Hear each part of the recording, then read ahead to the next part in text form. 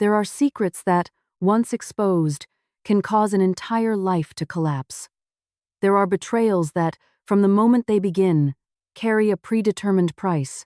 Welcome to the Twilight Terrace. On the polished mahogany desk of my CEO husband, I accidentally discovered an Uber Eats receipt for exactly $1.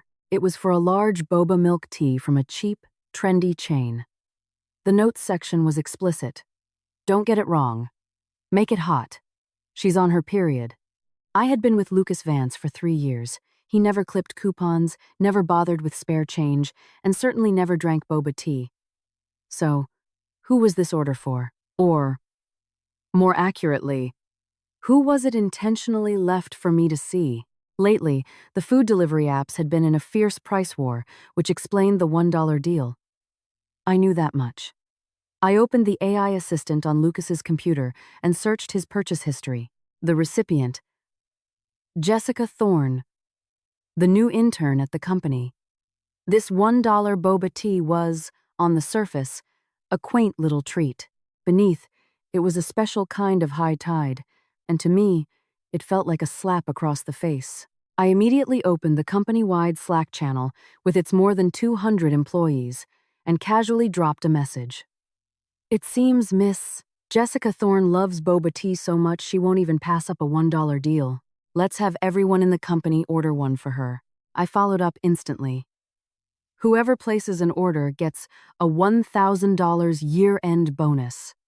This is on Mr. Vance, your CEO. At that moment, Lucas was in a meeting with several dozen senior managers. I smiled and pushed open the glass door to the conference room.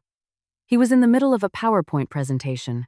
The moment he saw me, his lips curled into a smile, his tone as smooth and professional as ever. "Catherine, darling, what brings you here?" "I'm a bit tied up." His composure was so flawless not a single crack showed. I smiled back serenely. "I was in the area for a project meeting and thought I'd stop by to see everyone." "Please, continue." With that, I glided over and sat down in his executive chair at the head of the table. He stood, while I sat. The difference in elevation established the hierarchy perfectly. My gaze settled on Jessica Thorne. She was indeed young, vibrant, radiating a brilliant, youthful energy. When our eyes met, I saw ambition, defiance, and a very cleverly concealed resentment in hers. The employees' cell phones had all been collected in a basket placed in the center of the large conference table. Just then, the entire basket of phones began to vibrate incessantly, a ceaseless buzzing. Lucas frowned, his expression darkening. "Whose phone isn't on silent? Have you forgotten the company's meeting policy?" I smiled and spoke in a leisurely tone. "It's fine. Let them check. It might be important information." Jessica immediately shot to her feet, her voice sharp. "Mrs. Vance, we're in a meeting. This is an important company meeting.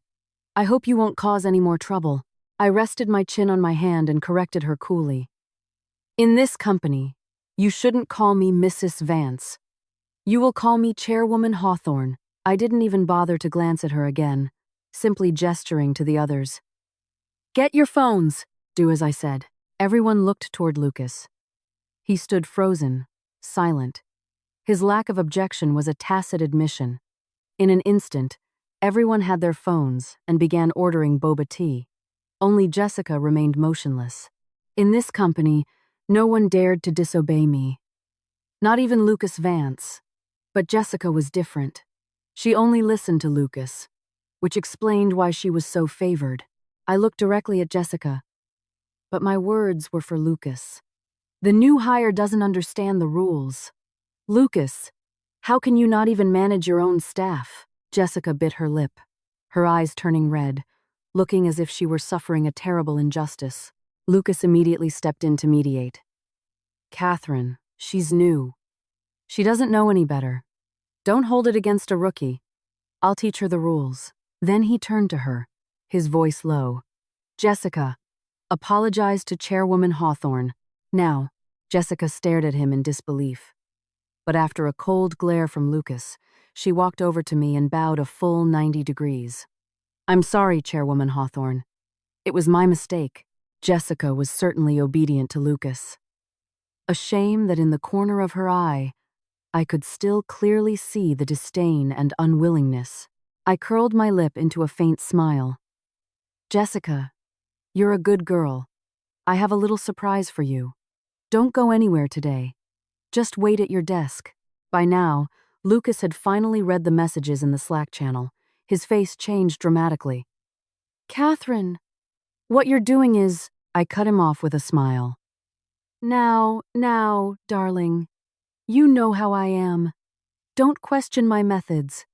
The extra $250,000 for the year-end bonuses. I'll deduct it directly from your personal stock dividends. Lucas was silent for a few seconds, then finally let out a helpless sigh. I understand. Jessica suddenly lifted her head, her eyes red as she stared at me, her voice filled with outrage. Mr. Vance is a man, the head of this household, the boss. How can you treat him like this? A flicker of an unreadable emotion crossed Lucas's eyes. I let out a cold laugh. My voice wasn't loud, but every word was as sharp as a knife. I'm teaching my husband a lesson. Does an outsider like you have any right to speak? On what grounds? I paused. On the grounds of that $1 boba tea? The moment the words left my mouth, the entire room fell dead silent. Half an hour later, Jessica sat at her desk, her face ashen, completely drained of color. Surrounding her were stacks upon stacks of boba tea, a mountain of plastic cups in every conceivable flavor. I personally arranged them, stacking cup upon cup like building blocks, a faint, constant smile on my lips.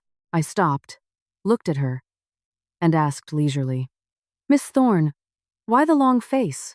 Don't you like boba tea? Didn't you post on your Instagram story that even $1 can bring a cupful of happiness? I tilted my head, my gaze cold and sharp. What's wrong? I've given you 200 times that happiness, and you can't seem to handle it. Lucas stood beside us, his expression shifting continuously, ugly to the extreme. He tried to speak several times, but always swallowed his words. I glanced at him. This man had always been greedy, with the guts to stir up trouble. But clearly, those guts weren't quite big enough. Jessica fought back tears, putting on a pitiful, defiant front. Mrs. Vance, there's really nothing between me and Mr. Vance. Why must you humiliate me like this? I continued stacking the cups, my tone chillingly calm. Where did I humiliate you? I smirked, my eyes sweeping over her as if she were a cheap trinket. Do you even have something called dignity? And if you do, is it worth more than a few cups of boba tea? Around us, everyone bowed their heads, lost in their own thoughts. But they all understood one thing very clearly. This company was a part of my family's empire, Hawthorne Industries, and Lucas Vance, at the end of the day, was just a shareholder and the CEO I had personally installed. I gave him the seat, and only then did he have the right to sit. If I took it away, he would be back to zero in an instant. The tea deliveries continued, so many that her desk couldn't hold them. The break room was overflowing, and even the walkways were starting to get blocked. I narrowed my eyes and spoke coolly. Accounting? Over here. Someone from the finance department immediately stepped forward. I gave my orders with practiced ease. All employees who ordered tea, come take a picture with Miss Thorne and her 200 cups, then post it to your professional network, the $1,000 bonus. Compile the list for me immediately. Jessica wanted to be special. Fine. I would magnify that specialness. 200. Fold and let her have a taste of it. Her pleading eyes shot toward Lucas. He finally couldn't bear it and spoke up. Catherine, she's young and foolish. Does it really have to be this big of a deal? I turned to him, feigning confusion. What are you saying? I don't understand. I'm just implementing an employee wellness benefit in my capacity as chairwoman of the board. I looked toward Jessica, my tone growing gentler as the meaning became harsher. She likes boba tea, so I bought her 200 cups. What's wrong with that? However, her year-end bonus will be converted entirely into boba tea. She won't be receiving a cash portion. I smiled slowly. After all, money can't always buy what you want. But using money to buy a lesson is a worthy investment. Just post a picture online for an extra $1,000? That was enough to make any corporate drone jump at the chance without a second thought. Before long, Jessica had become a living joke. Employees lined up, taking photos with her and the towering mountain of boba tea. Her body was stiff, her smile more pained than a sob. I stood by, smiling, and reminded her, "Miss Thorne, I'm giving you a benefit. You should be smiling. This money is being deducted from Lucas's personal dividends, after all. A cool $250,000. Hearing this, Jessica's face grew even paler. That evening at dinner, I casually scrolled through my social media. Seeing the Boba Tea Girl memes spreading through my network, I smiled in satisfaction. I would make it so that from now on, the very sight of boba tea would make her nauseous. Lucas came home looking utterly exhausted. The moment he walked in, he started in on me. "Catherine, did you really have to go that far today? I'm the CEO of that company. Couldn't you have left me with a little dignity?" I set down my chopsticks and pushed the plate of discarded strawberry stems toward him. In this house, I ate the sweetest part. Lucas only deserved the scraps. I looked up at him, my voice calm and icy. "Lucas Vance, have you forgotten? You have what you have today because I chose you. Because I saw something in you, elevated you, and put you in your current position." His face went white. I leaned back in my chair, each word landing with clean, precise force. "So what delusion are you clinging to? How much is your dignity worth? You were the one who disrespected me first." "I was merely returning the favor." Gently, Lucas gave a bitter laugh. "Right. A gentle tap from you costs $250,000. I looked at him, my gaze growing colder. "That's the price you pay. You can't have power, stability, and a sordid little affair on the side. The world doesn't work that way. You don't get to have it all." That night, after I showered, Lucas still approached me. He wanted to use his body to reclaim some of the masculinity that had been crushed during the day. I pushed him away, my voice cruelly indifferent. "Not interested. Sleep in the study." My tone was final. "When you've figured out what you did wrong, then I'll consider letting you touch me again." Finally, Lucas exploded. He gritted his teeth, his voice filled with repressed anger. "Catherine Hawthorne, I am your husband. Can't you just be a proper wife for once?" I didn't even bother getting angry. I simply kicked him squarely in the backside. A swift and clean motion. "Get out! Go to the study and clear your head." That night, Lucas and I began a Cold War. More accurately, he started a Cold War with me. I was too busy to be bothered with such childish emotions. The company Lucas ran as CEO had an annual revenue of just over $100 million. In the grand scheme of Hawthorne Industries' portfolio, it was an unremarkable subsidiary, too small to even mention. I had countless other divisions to manage, countless projects that required my decision. From the very beginning, to prevent our assets from falling into an outsider's hands, I never legally married Lucas Vance. I also never let him know the true scale of the corporate empire behind me. He always assumed that the only thing to my name was that one company worth a little over $100 million. Every time I flew abroad for negotiations or acquisitions, he thought I was going on a shopping spree or a vacation. I never bothered to correct him. For those who aren't worthy, knowing too much only brings disaster. This time, I intentionally gave Lucas time to deal with the Jessica situation. If he wanted to keep his CEO chair, he should have had the sense to get rid of her immediately. 2 weeks later, I closed the acquisition of a century-old German engineering firm at a surprisingly favorable price. After signing the contracts, I finally had a moment to ask my assistant about Lucas. My assistant on the other end of the line was silent for 2 seconds before reporting cautiously. "Chairwoman Hawthorne, the housekeeper reported several days ago. Mr. Vance has moved Jessica Thorne into the penthouse. They've been staying in the master bedroom." My heart went cold. I had clearly underestimated the shamelessness of that pair. Lucas, are you openly provoking me? Ha! Men, I smirked, my voice turning to ice. What else? Give me everything. My assistant immediately forwarded the complete file. These are all the documents related to Mr. Vance's transfer of company assets. I took the thick stack of papers and flipped to the last page.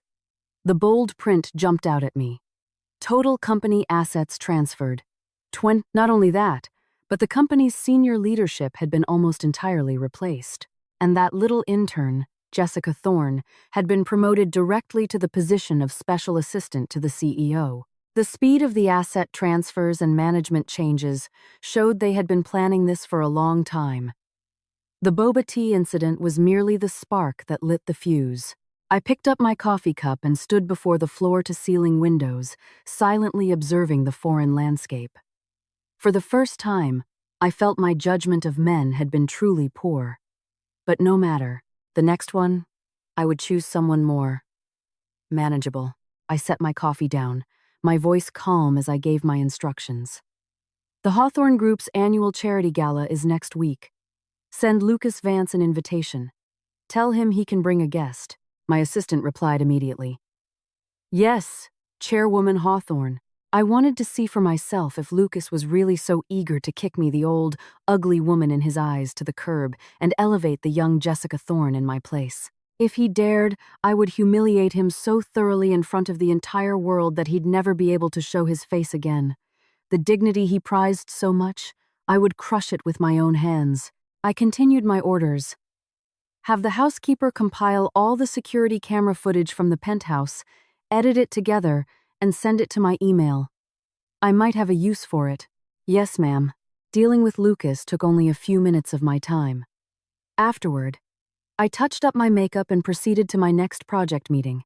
Expanding Hawthorne's overseas market was my most important goal this year. Compared to that, this petty drama was not worth another moment of my attention. Just then, a strange text message appeared on my phone. Catherine Hawthorne, I know your secret. You won't be smug for much longer. It was immediately followed by a second message. The humiliation you caused me, I will repay 100-fold. It didn't take a genius to guess the sender was Jessica Thorne. I raised an eyebrow slightly. What secret of mine could she possibly know? Interesting, I casually replied. And what secret would that be? The reply came quickly, dripping with provocation. You'll find out soon enough. I decided to check the company's Slack channel to see what was going on. But the moment I opened it, I discovered I'd been kicked out. The new administrator who removed me was Lucas Vance. I called him immediately. The moment he answered, I spoke in a frigid tone. Lucas, what is the meaning of this? You kicked me out of the company channel? I'm still a shareholder, still the chairwoman of this company. On the other end, his voice was so cold it was as if he were trying to prove something. Catherine, you forced my hand. You never learned how to be a proper wife. I am the chairman now, and you're just a minor shareholder with no decision-making power whatsoever. I couldn't help but laugh.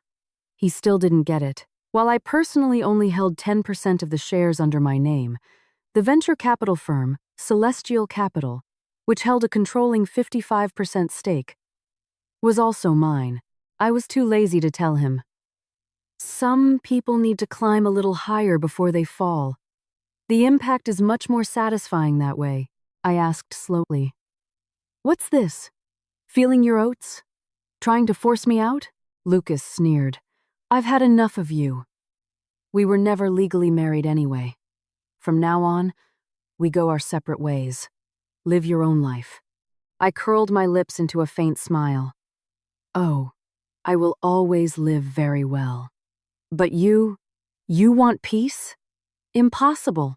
I hung up and turned to call my housekeeper. Pack up all of Lucas Vance's belongings and throw them out. The bed sheets, pillows in the master bedroom, anything Jessica Thorne touched or used, throw it all out and replace it. The housekeeper replied instantly. Yes. Chairwoman Hawthorne. An hour later, she called back. Chairwoman Hawthorne, The trash has been taken out. Oh, and all the locks have been changed. I nodded in satisfaction, my voice chillingly calm. Excellent. If Lucas Vance tries to enter the building again, release the dogs or call the police directly. Report him for trespassing. As of today, that penthouse has nothing to do with him. After that, I continued handling my business abroad. News about Lucas and Jessica kept trickling in. I heard that for the Hawthorne Group's charity gala, Lucas had personally commissioned a custom couture gown for Jessica, worth $100,000. Huh, $100,000, and he calls that luxury. Lucas was still so poor. Poor in money, and even poorer in taste.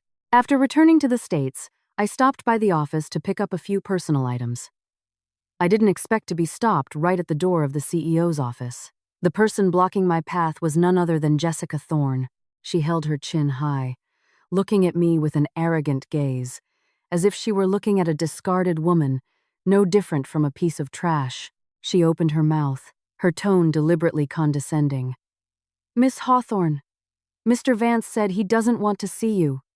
You are not welcome here." I gave her a single look, my eyes so calm it was unsettling. Then I glanced up, through the glass walls of the CEO's office. Inside, Lucas was also looking at me. His expression was fierce, cold, filled with the triumph of someone who thought they had seized control. Through the glass, he stared straight at me and slowly mouthed two words. "Get out." I laughed coldly. "Your CEO seems to have a bright future, doesn't he? So arrogant he won't even see me anymore?" Jessica bent over with laughter, her face a mask of smugness. "Catherine Hawthorne, what are you now? You were kicked out by Mr. Vance. That's your own problem." She even clapped her hands to draw a crowd. "Everyone! Look! This is Mr. Vance's ex-girlfriend, the one who shamelessly called herself Mrs. Vance." She sneered. "The truth is, Mr. Vance never even married her. She was just deluding herself." Snickers erupted around us, but a closer look revealed they were all unfamiliar faces. It seemed Lucas had indeed moved at lightning speed to replace the entire staff from top to bottom. Excellent. I had already set the trap. I was just waiting for the day he climbed onto the pedestal himself, only to fall spectacularly in broad daylight, losing every shred of his dignity before being led straight to prison. As if to flaunt her victory, Jessica pulled out an invitation, waving it in my face. It was the invitation to the charity gala, the kind that allowed a guest. She tilted her chin, her satisfaction palpable. "Catherine Hawthorne, I'm sure you've heard of the gala. Lucas is taking me. Not only will he bid on jewelry for me, but he also plans to formally announce my identity to all of New York's high society. I am the wife he acknowledges." I just smiled faintly. "Then I wish you the best of luck." I didn't get angry. I didn't break down. From start to finish, I stood there, proud and composed, watching her with the detached amusement one reserves for a farce. It was Jessica who lost her composure first. She gritted her teeth, her face twisting in fury. "Catherine Hawthorne, you old hag. You'll never have a man's love in your entire life." I laughed, my voice light but sharp as a razor. "Then you two can hold on to your so-called true love. Cling to each other tightly. Only a fool would treasure the love of a scumbag like him." I raised my eyes slightly, each word falling like a shard of ice. "What I want is to watch that scumbag's spectacular demise." 3 days later, the Hawthorne Group's annual charity gala was in full swing. Jessica arrived, dressed to the nines. Unfortunately, her version of dressed to the nines, when placed among true old-money families, was nothing more than cheap ostentation, not even worth a second glance. At the event, no one bothered to entertain her attempts at conversation. Jessica's face gradually flushed with a mixture of embarrassment and humiliation. Lucas stood beside her, offering patient reassurances. "Jessica, don't be upset. You're a new face. They don't respect you simply because they don't know you yet. Wait until after the auction. When everyone sees what your man is capable of, they'll see you in a different light." Just then, I strolled over with a glass of champagne, stopping in front of Lucas, a half smile on my face. Oh? And what? Exactly. Are you capable of, Lucas? Jessica flinched, the wineglass slipping from her hand and shattering on the floor. Red wine splattered across her expensive gown. Lucas stared at me, his expression grim, and growled, "Catherine Hawthorne, are you stalking me? I told you." "We're over." As soon as he finished, several nearby guests covered their mouths to stifle their laughter. One of them spoke up casually. "Chairwoman Hawthorne, is this your former boy toy? What was his name?" "Lucas Vance." "No wonder you got rid of him. One look and you can tell he's not the sharpest tool in the shed." Lucas flushed with anger. "Boy toy? What boy toy? Catherine, have you lost your mind? What nonsense are you spouting?"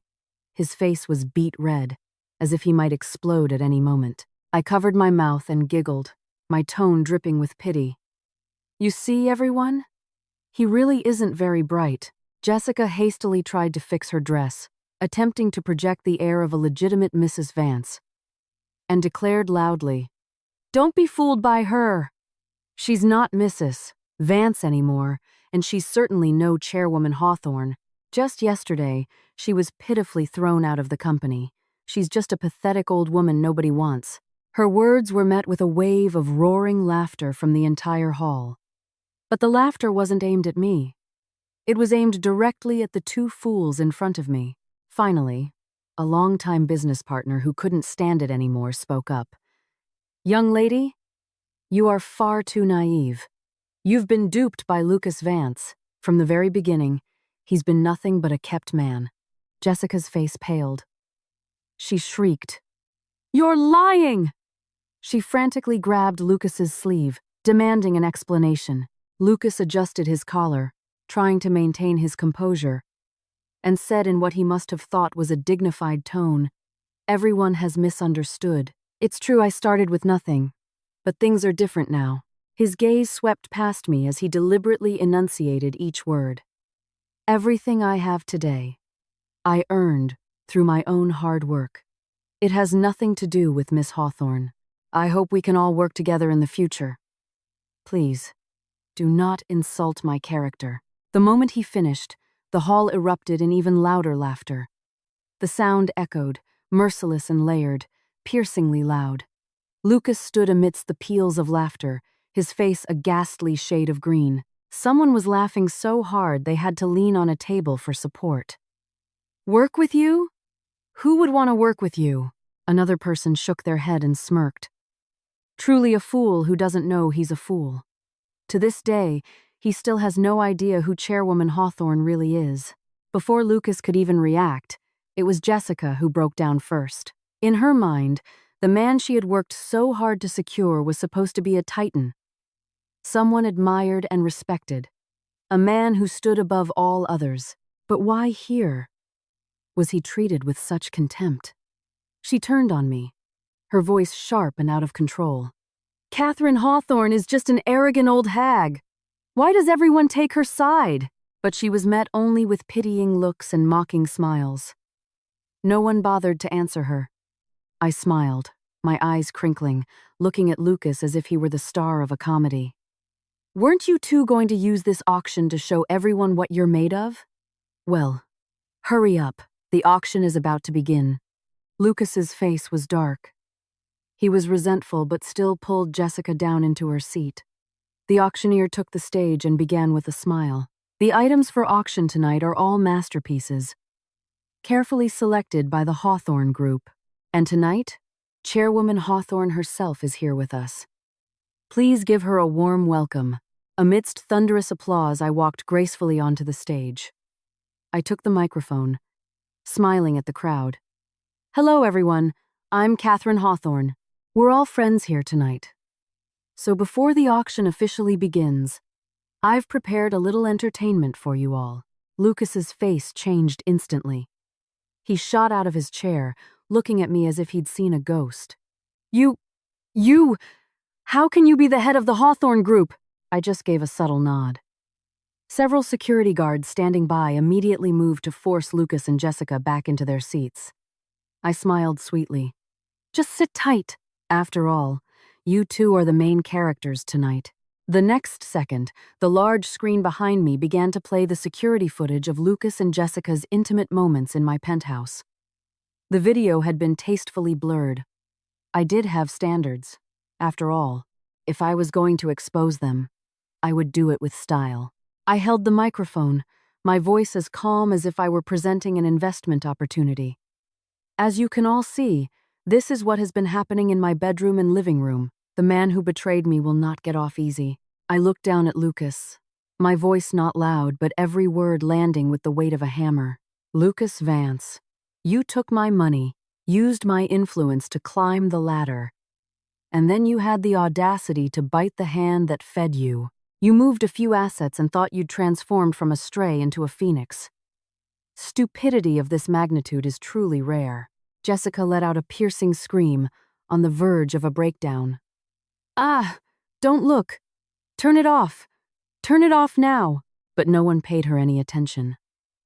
In the vast hall, the saccharine whispers and caressing words from the video played out clearly, growing more and more grating. The two of them, entangled, had constantly put me down to build each other up. Lucas, how do I compare to that old woman? How could she possibly compare to you? You're the one who deserves to be the real CEO's wife. I stood on stage, coldly listening to every word. Before, these were the insults they threw at me behind my back. Now, they had become heavy slaps, landing squarely on Lucas and Jessica's faces in front of the entire elite social circle. Lucas's face was ashen. He finally leaped up, pointing a trembling finger at me and screaming, "Catherine Hawthorne! If you were my wife, you should have acted like a proper wife. Who could stand the way you acted like a queen every day, so high and mighty, looking down on everyone? I cheated because you drove me to it." I almost laughed at the sheer shameless stupidity of it. I leaned lightly on the podium, my tone lazy yet sharp. Lucas, you don't even know how to be a proper kept man. If you had just been a little more obedient, known your place, perhaps I would have kept you around a little longer. I looked straight into his face, slowly articulating each word. After all, I used to quite like that face of yours, but now, it's tainted. I don't want it anymore. That single sentence caused a collective ooh to ripple through the hall, followed by open laughter. Jessica collapsed into her chair, covering her face and sobbing. Lucas Vance, you're a liar. You told me Catherine Hawthorne was a delusional spendthrift who lived off your money. It turns out you're the one living off a woman. Smack. Lucas, driven mad with fury, swung his hand and slapped Jessica across the face. His voice was hoarse with rage.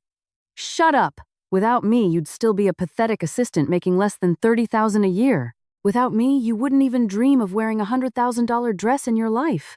Watching the pair tear each other apart in front of everyone, I found it all rather amusing. A relationship built on lies and greed could only end in such a sordid mess. Just as they were arguing, the doors to the hall were pushed open forcefully. Police officers stormed in, heading straight for Lucas Vance. Mr. Vance, you'll have to come with us. You are under suspicion for the embezzlement and illegal transfer of $20 million in corporate assets. We are placing you under arrest.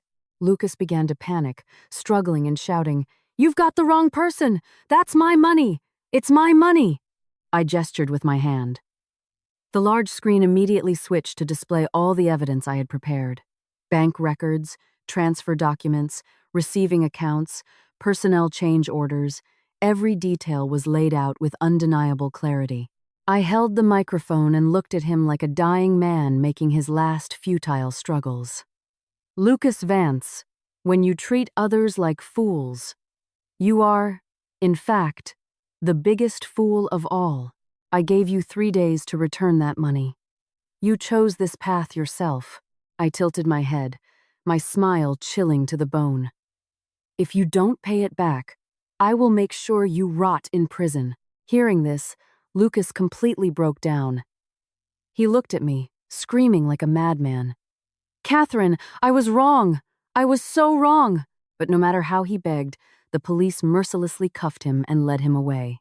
Jessica, seeing how the tables had turned, tried to slip away. But before she could take a step, my security guards blocked her path, forcing her back into her seat. I looked down at her, my voice soft and terrifying. "Jessica, you're already here. Where do you think you're going?" As one woman to another, let me give you a piece of advice. You need to open your eyes a little wider. Otherwise, you'll be easily duped by scumbags until you have no way out. Jessica trembled, her body limp in the chair, her face a deathly white. And the auction, after that brief interlude, continued as if nothing had happened. It was only then that Jessica truly witnessed what the real upper class was like. Every time a paddle was raised, the tycoons in the hall were bidding in figures starting in the millions. All that money eventually flowed into the Hawthorne Group, and the Hawthorne Group was mine. By the end of the auction, I had gained money and prestige. Lucas had gained a criminal record, and Jessica had gained a ruined reputation. Not that she seemed to care too much. Throughout the rest of the evening, she actively networked with a number of older, wealthy men. Some coldly rebuffed her, while others seemed happy to entertain her advances. After all, Jessica was young, beautiful, and very much the type that appealed to certain rich men. I watched from a higher floor, finding it all ridiculous. Leaving one parasite, she immediately sought a new host to cling to. From beginning to end, she hadn't changed at all. That very night, I officially issued a notice terminating all of Lucas Vance's duties as CEO. At the same time, I rooted out all the sycophants he had planted in the company. I appointed a man who was exceptionally capable and, more importantly, knew his place to take over. My energy was finite. There was no need for me to handle everything myself. The day Lucas returned to the company to clear out his personal belongings, he was a broken man. In just a few short days, he had visibly deteriorated. His face was gaunt, his eyes sunken, his appearance so wretched it was hard to look at. And in the CEO's office that once belonged to him, another man now sat.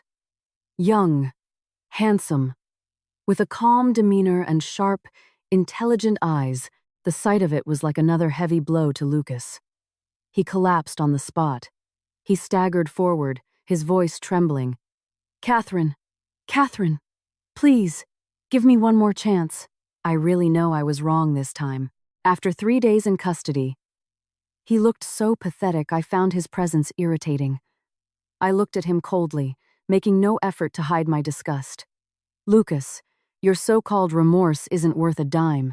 Before, you at least had your looks, which is why I bothered to lift a finger for you. But now, you look like a beggar. What makes you think I would ever give you a second glance? The man in the office was Ethan Cole, the new CEO I had just appointed. He stood up calmly, personally carried Lucas's personal effects to the door, and even thoughtfully placed them in a cardboard box. As the box hit the floor, a picture frame fell out. It was a photo of Lucas and Jessica together. Ethan glanced at it, his voice low and pleasant but firm. "Mr. Vance, please take these with you. If you don't, the janitorial staff will dispose of them as trash." His voice was cultured. You could tell he was well-educated, an Ivy League graduate. His capabilities and family background were both impeccable. I admit I had a personal motive for making Ethan the CEO. A man so intelligent and so obedient was pleasant to have around. At the very least, he was a significant upgrade from the garbage before me. Seeing Ethan, Lucas suddenly became agitated, as if I had just publicly cheated on him. He pointed a trembling finger at Ethan, then turned to me, weeping. "Catherine, was it for this man that you backed me into a corner? We were together for 3 years. How can you be so heartless?" "Don't you have a heart?" I just sneered. "Lucas, you still don't get it, do you? Before, I called you my husband because I felt like indulging you. Now, you're just trash I've thrown away."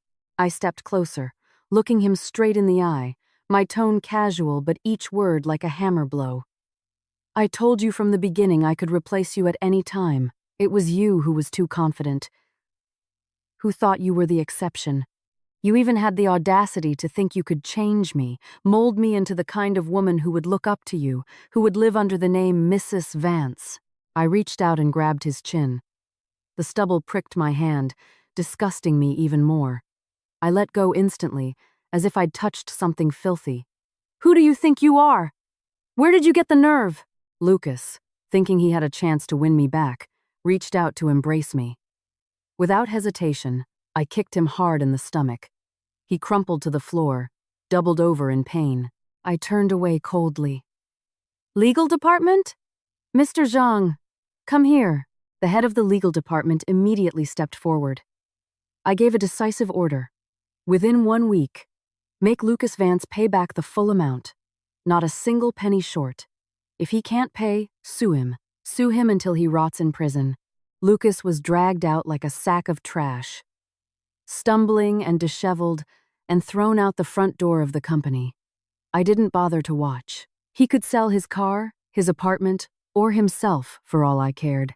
He owed me my money, down to the last cent. That night, I went to the liveliest club in the city for a drink to cleanse my palate. Under the neon lights, bodies pressed together, the music vibrating in my ears, I leaned against the bar, slowly sipping my drink. A truly strong woman should never be bound by a toxic relationship.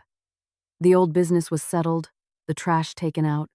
I had no reason to hold on to a bad mood for a second longer, but as I, slightly buzzed, made my way to the parking garage to call for a driver, a shadow fell over me from behind. A pungent smell hit my nose. My consciousness began to sway. Before I blacked out completely, I heard Lucas's voice, gritted through his teeth. Catherine Hawthorne, you forced me to do this. When I woke up, I was tied to a bed. My wrists and ankles were bound. Lucas sat beside me, chain-smoking. The room reeked of tobacco, and my body was racked with waves of heat. My breathing was ragged, my mind hazy. I'd been drugged. I looked up at him, my voice struggling to remain steady. Lucas, you put a tracker on my car. Hearing my voice, he looked up. His predatory gaze locked onto my abdomen, as if he were looking at an object, something that could change his fortune. He leaned in close, his hot breath on my face, his voice a mix of madness and greed. Catherine Hawthorne, no matter how powerful you are, you're still just a woman. I stared at the face that now filled me with utter revulsion, my stomach churning. What do you want? Lucas's hand moved to my lower abdomen, and he suddenly laughed. The sound was chilling. As long as you're carrying my child, once you give birth to him, everything you have will belong to my son. Won't it? My body grew hotter, my vision blurring, while he grew more and more smug. I told you, in the end, you're just a woman. Men are meant to rule over women. With that, he started to pull at my clothes. Was I scared? No. I just shouted in a cold, clear voice. What are you still standing outside for? Get in here. Are you really going to wait for this animal to touch me? The next second, there was a loud crash at the door. Bang! The door was kicked open. Lucas's expression twisted in horror. He whipped around, screaming, You set me up! I looked at him and finally let out a laugh, cold and sharp. Lucas, you were originally only guilty of financial crimes. But now, look at you, digging your own grave. I slowly enunciated each charge as if reading his sentence. Kidnapping, unlawful imprisonment, attempted rape, tisk. That's quite the list. Backed into a corner, Lucas went insane. He turned and slapped me hard across the face. Smack! My cheeks stung. He roared, You bitch! I'll kill you! And lunged for my throat. But before he could touch me, a powerful force kicked him to the ground. The men who rushed in quickly subdued him. Stay still, don't move! A sharp, metallic click echoed handcuffs. Lucas was pinned to the floor, all resistance gone. Only then did Ethan Cole rush to my bedside. his expression dark. He took off his suit jacket and draped it over me, then immediately turned his head away, maintaining a respectful distance. His voice was still steady but much deeper than usual. "Chairwoman Hawthorne, you really didn't need to take such a risk." The moment Ethan arrived, his eyes fixed on the red handprint on my face. His expression turned grim. Without a word, he walked over and delivered a swift, hard kick that sent Lucas rolling across the floor. His normally calm voice was now like cold steel. "You pathetic excuse for a man. You dare to touch Chairwoman Hawthorne? I will make sure you rot in prison." Lucas lifted his head, his venomous gaze sweeping past me to land on Ethan. Seeing this young, handsome man standing so unequivocally on my side seemed to drive him completely over the edge. What little sanity he had left shattered. He screamed, "You too? A pair of dogs." He spat out, "You bitch! You're all bitches!" Despite his struggles and curses, the police dragged him away. My lawyer immediately followed them to the station to handle the aftermath. As for me, the drug hadn't worn off. My body was on fire, my head heavy, and every breath was a struggle. Ethan personally drove me away. Along the way, I leaned my head against the window, silently watching the city lights blur past. The city was as bright as ever. Only a few people, starting tonight, would never be able to hold their heads up again. I closed my eyes and said softly, "Take me to the Hawthorne Peninsula Hotel." Ethan's grip tightened on the steering wheel. "Yes, Chairwoman Hawthorne." It was very late. When we got to the hotel suite, I braced myself against the wall, trying to stay lucid. Ethan stood a step behind me, neither advancing nor retreating, clearly awaiting my orders. I turned to face him, my eyes still holding the feverish heat from the drug, a slight curve to my lips. "Ethan, wanna be my little wolf?" Ethan's Adam's apple bobbed. He stood still for a few seconds, his gaze deepening, and finally just said in a low voice, "Catherine." I laughed, reaching out to pull his tie, drawing him closer. "Good boy. Stay with me tonight."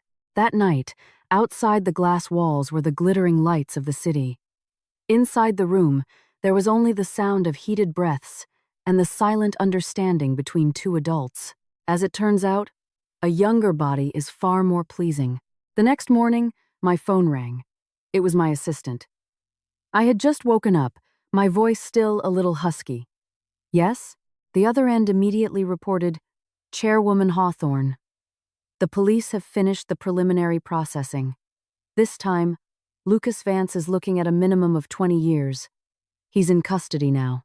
The embezzled funds have been frozen by the bank, and we can recover the full amount." I smiled. "Excellent." I then added, "Keep an eye on Jessica Thorne." My assistant replied instantly, "Yes, ma'am. She's already attached herself to a Mr. Sterling." My smirk widened. Jessica was certainly not a simple character. She was greedy for money but loved to play the innocent victim. Fine. I would personally shatter that fake innocence and expose her for what she was in front of the entire world. I had someone pull Jessica's original job application from HR. It had everything. Her home address, her parents' contact information. Oh, and a younger brother. Girls like Jessica, who came from poor, rural backgrounds, fought their way into good universities, and clawed their way into the big city, were often carrying the weight of a blood-sucking family on their backs. They were either forced into an arranged marriage for a high bride price to fund their brother's wedding and new house, or they were pressured into becoming the family's ticket to a better life. I looked at the file in my hand and laughed dryly. In that case, I would help them have a proper family reunion. I picked up the phone and instructed my assistant. "We'll be attending the Sterling Corporation's annual gala this year. As for Jessica's parents, make the arrangements. Be discreet. I want it to be a lively evening." After hanging up, I found Mrs. Sterling's number. She was different from me.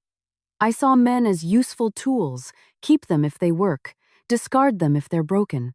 She was a traditional society wife who valued her position as Mrs. Sterling more than her own life. Moreover, she had given Mr. Sterling a son. In her eyes, the Sterling fortune could only belong to her and her son. And right now, both of them were abroad. I sent 2 short text messages. Mrs. Sterling, you might want to come home a bit early this year. Mr. Sterling is keeping a young girl on the side. I immediately followed up with another. A little fun is one thing, but an accidental pregnancy would be such a bother. As expected, she replied instantly. I'm on my way. I looked at the screen and smiled, then added, come back quietly. Make your appearance at the annual gala. If you want to make a statement, make it a memorable one. On the night of the Sterling Corporation's gala, I arrived in a stunning gown. To be honest, I couldn't stand Arthur Sterling. Men like him, who appeared sophisticated and successful on the surface, held a deep-seated contempt for women. The irony was, despite his contempt, he still had to bow his head and do business with me. That was the most amusing part. At the party, I naturally ran into Jessica Thorne again. The gown she wore this time was a step up, making her look somewhat presentable. I heard it was worth $250,000. A rental, of course. I sipped my champagne, a slight curve to my lips. Arthur Sterling was as cheap as ever. He wanted to play with a young girl but wouldn't even spring for a real gift.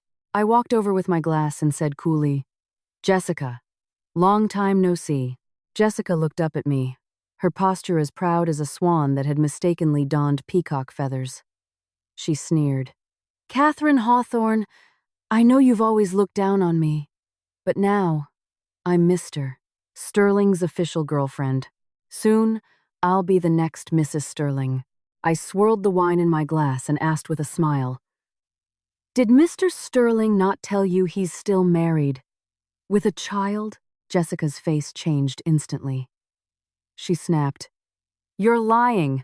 You just can't stand to see me doing well. Mr. Sterling told me he's been divorced for years. His ex-wife and son are living abroad.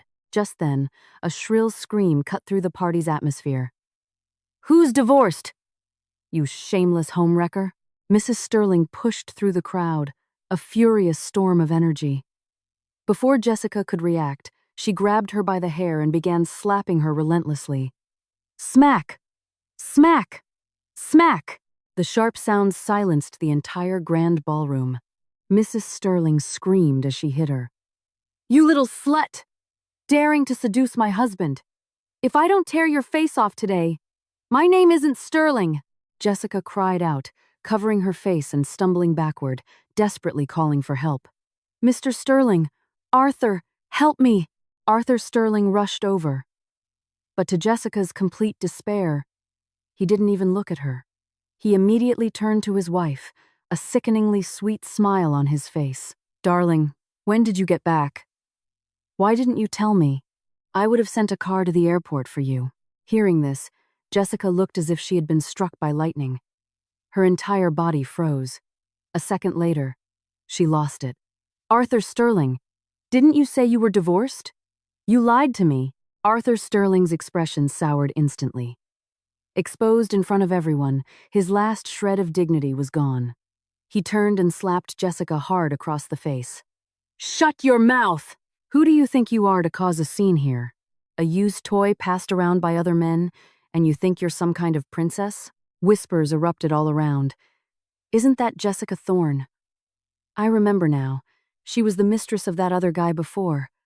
Wow. How long did it take her to climb into Sterling's bed? She's really a pro at this. The mocking laughter and sneers were relentless. Amidst the taunts, Jessica sobbed, covering her face, her voice trembling and full of grievance. Why is everyone blaming me? I was tricked too. Mrs. Sterling only grew angrier. She violently ripped Jessica's dress, snarling, You piece of trash! You think you're worthy of wearing something like this? The crowd immediately joined in. That's right! What's she wearing that for? Isn't she embarrassed enough? In an instant, Jessica was a pathetic sight. Clutching the tattered remains of her gown over her thin lingerie, her face pale, choking on her sobs. She turned to run to the restroom to hide, but after 2 steps, she collided with someone. That person was none other than her mother. Her mother was livid. She gripped Jessica's arm, her shrill voice echoing through the hall. "You shameless girl! I raised you, sent you to college, for you to repay me like this? Becoming someone's mistress? Do you want to bring shame upon our entire family? You're coming home with me!" Jessica trembled all over, struggling and screaming in a panic. "I'm not going back! I'm not going back! Somebody help me, please!" But in the entire hall, no one paid her any mind. They just watched, as detached as if they were watching the end of a cheap comedy. Everyone watched as Jessica was dragged out by her mother. At that time, Lucas Vance had not yet been formally sentenced. I had intentionally leaked the news to him that Jessica had hooked up with Arthur Sterling. For a man like Lucas, the most important thing was never love. It was his cheap, fragile male ego. He couldn't stand being deceived by a woman, especially one who had once looked up to him, clung to him as if he were her entire world. That betrayal was enough to shatter what little pride he had left, so he waited outside the hotel where the Sterling Gala was being held. He finally saw Jessica being dragged out by her mother, who was scolding her loudly the entire time. Lucas rushed out, his face twisted with hatred, his voice a hoarse, animalistic growl. "Jessica, you vile woman! You dare to look down on me, to betray me?" With that, he pulled out a small paring knife he had hidden and lunged, stabbing her repeatedly. Her mother screamed, "Ah, murder! There's a madman killing someone!" The scene devolved into chaos, but in a moment, hotel security and nearby police had subdued Lucas. The familiar silver handcuffs were once again clasped around his wrists, only this time, he would never see the outside of a prison cell again. Jessica was rushed to the emergency room that night. She survived, but she was paralyzed from the waist down. From then on, she could only lie in bed, a living vegetable. I would occasionally visit her in the hospital. I'd sit by her bed, eating fruit and chatting casually, as if visiting an old acquaintance. I looked at her. My tone even. "Jessica, you could have had a good life. You graduated from a good school. You were a capable worker. If you had just been willing to work hard, life wouldn't have treated you so poorly." I paused and smiled faintly, "But you insisted on tying your future to a man. And men, they are the least reliable things in this world."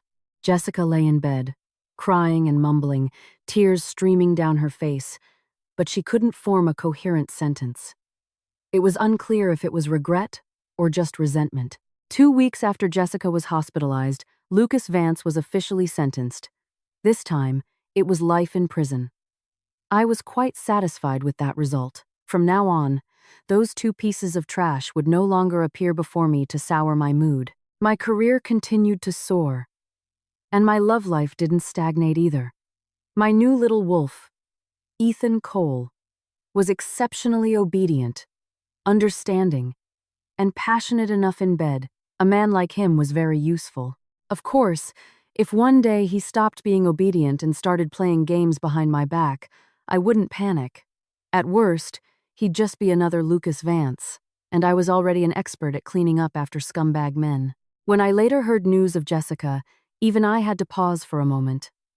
I had underestimated the cruelty of her mother. Even with Jessica paralyzed, she still forced her to marry an old, single man from a neighboring town. Her mother's exact words were, "She's only paralyzed. It's not like she can't have children. Besides, she's smart. A college graduate. Her kids will definitely be smart too." Her mother took the $10,000 in bride money, added it to the money she got from selling all the jewelry and handbags she found in Jessica's apartment, and scraped together $25,000. She used that money to get her son a wife and build a new house. But for people like her, no amount of money is ever enough. Before long, they were drowning in debt again. She went to the city to work and pay it off, while every night, Jessica was tormented by her old husband, trying to force a son out of her. The day Lucas Vance committed suicide in prison, Jessica killed herself too. She dragged her useless legs to the river and threw herself in. When her body was recovered, it was bloated from being in the water for too long. The day my assistant reported this to me, I was reviewing resumes. A dozen young women were applying for the position of Ethan's assistant. I flipped through a few pages and casually handed the stack to him, a slight smile on my face. So many young women want to be your assistant? Ethan glanced at the resumes and then firmly placed them back on the table, his tone decisive. Catherine, I want a male assistant. I don't need a female one. The corner of my lips curved up. I rested my chin on my hand and looked at him with amusement. Good boy. I like that. Ethan stayed with me for 3 years. In those 3 years, he was obedient enough, loyal enough, and knew his boundaries. 3 years later, he left the company to return to his family's business and become their heir. When he left, I felt no regret. I even gave him a considerable number of contacts and resources. For someone who had pleased me for 3 years, I was always very generous. Of course, after Ethan left, I found a new little wolf. If a man is good, I keep him. If not, I replace him. For me, from beginning to end, it has always been that simple.